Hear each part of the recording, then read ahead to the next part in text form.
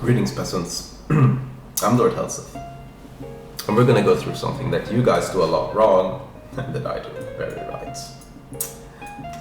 Kiting. Ever heard of it? Probably not, considering how you play. Kiting is one of the things that will truly separate a top player from everything else. The amount of cooldowns people have in Guild Wars to just completely save them are quite abundant. And because of this, a lot of people get by just constantly using these cooldowns to get away. But the problem is, once you hit a certain tier of opponents, people will count your cooldowns. People will know that you always have to blow your cooldowns because you don't kite. And people will just let you use your cooldowns, switch your target, and then get back onto you and just smack that. Which means you need to be able to kite without having to blow your distortions, phase retreats, blinks, everything, shadow steps, everything.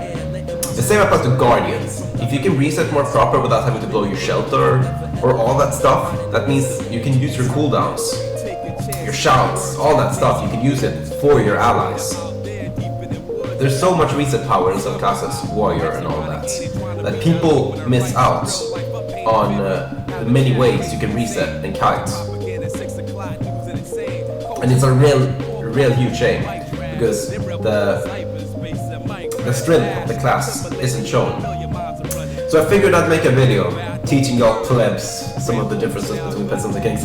No, let's not get your hope up with this. Granted, you'll slightly evolve from this video, but, well, you won't be a king because of that. You'll be more like, well, considering, I mean, if a villager works hard, he's still gonna be a villager. He's not gonna get into kingdom, right? You'll be a blacksmith now if you try real hard and follow this video. So here are the kiting spots. Alright, so how often haven't we seen this? A mesmer is on the high ground, a single warrior comes and attacks him, and he jumps down here and does something like this. And now he's gone there. And granted, he's used one cooldown and gone away. He got away. But that warrior, the amount of pressure a single warrior does when they're coming up from here should not force you to use a blink. A blink is a panic button. A blink is something you can use to get away from anything. So using a key cooldown like blink to get away from the warrior is a misplay.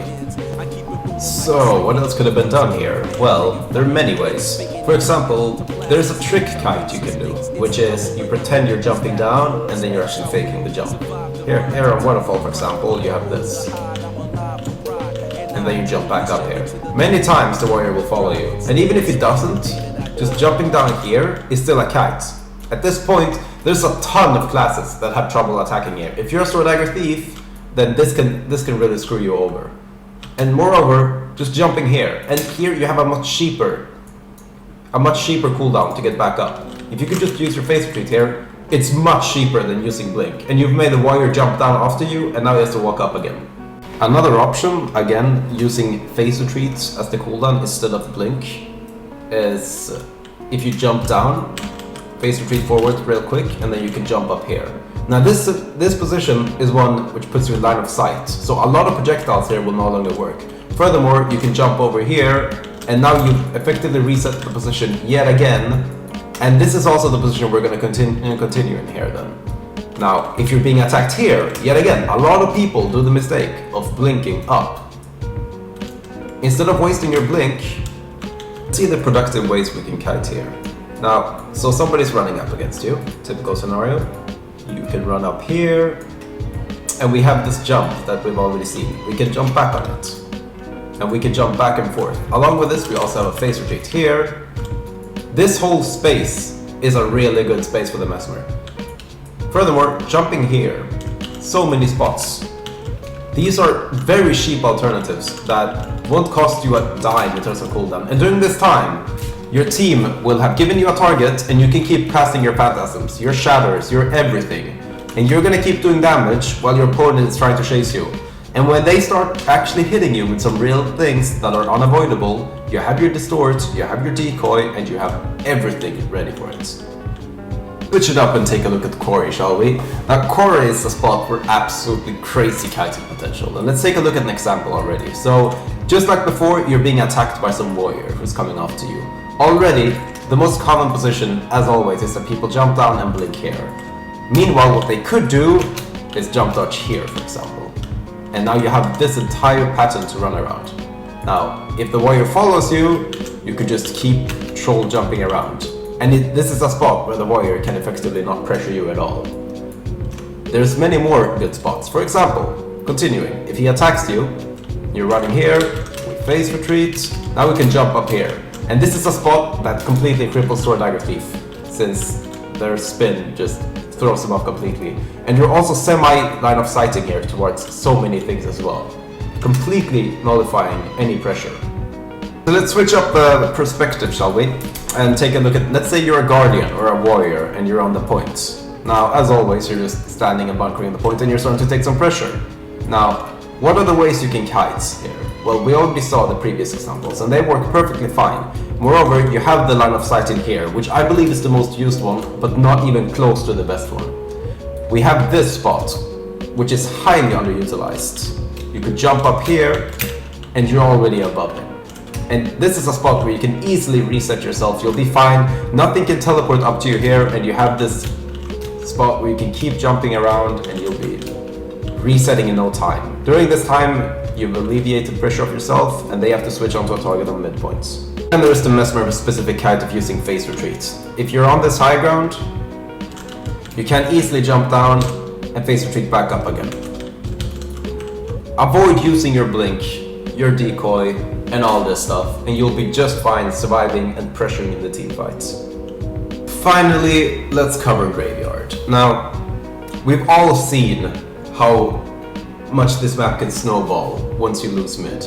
Just one death can be enough to get your team wiped, and then they get mid, and then they just keep holding a 3-cap the entire game with no hope of a comeback. This is why learning how to kite on Graveyard and how to win the team fights and survive here is something you literally can never get around. You have to learn how to fight this map.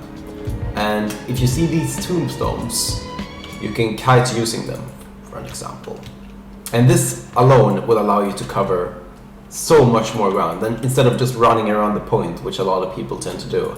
There's also the synergy of having a guardian. He's able to stand here and use his empower and heal his allies while they're line of sighting here.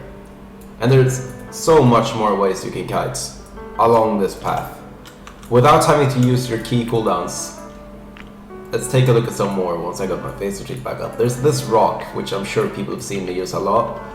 It's right in the middle of those rocks. You can phase retreat up here, and then we got another spot of just being able to...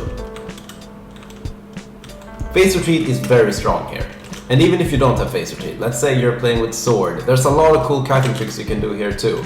Alright, so this is with sword, and let's pretend the target here is a warrior. So he's attacking here, you set up a leap while it's being followed. Now even if the clone dies, you can swap back up. And this has saved you from the pressure. And then he'll keep attacking you because he's a freak that way. So let's see some more kiting here.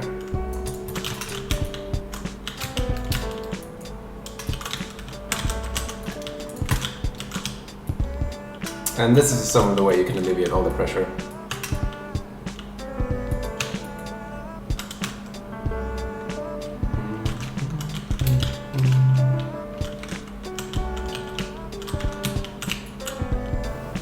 Alright, so those were some of the kiting patterns you can use when you're playing in the game. Works perfectly for both solo queue and team queue.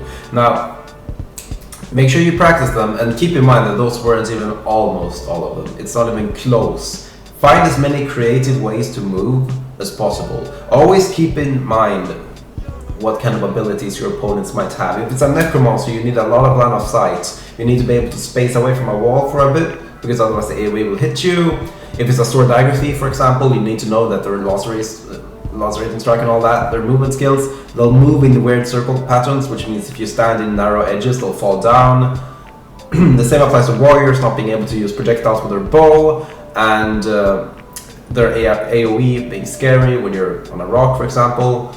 And finally, of course, Earthshaker and all that stuff. You have to find as many creative patterns for how to kite, and it'll help your game so much. You're very welcome, pleb.